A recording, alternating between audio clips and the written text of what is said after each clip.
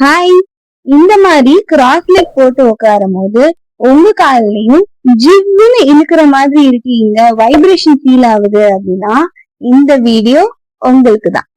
ஒரே பொசிஷன் ரொம்ப நேரம் அட்டென்ட் பண்றதுனால அங்க பிளட் சப்ளை புவரா போகுது. ப்ராப்பரா இல்லாதனால கூட இந்த மாதிரி உங்களுக்கு ஜிவ்னு இழுக்கிற ஒரு சென்சேஷன் வரும்.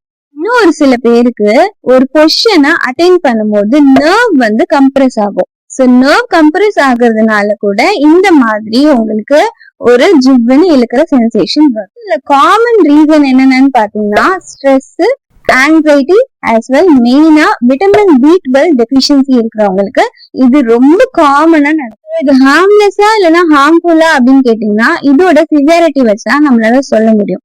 சோ உங்களுக்கு இது வந்ததுக்கு அப்புறம் நீங்க மூவ்மெண்ட் பண்ணி ரிலாக்ஸ் பண்ணி ஸ்ட்ரெச் பண்ணதுக்கு அப்புறமா இது போயிடுச்சு அப்படின்னா இது ஹார்ம்லெஸ்.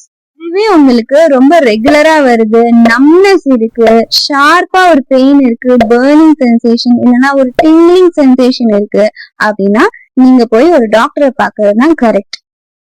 இரெக்டா உட்காந்துட்டு உங்களோட காலை இப்படி லிஃப்ட் பண்ண போறீங்க.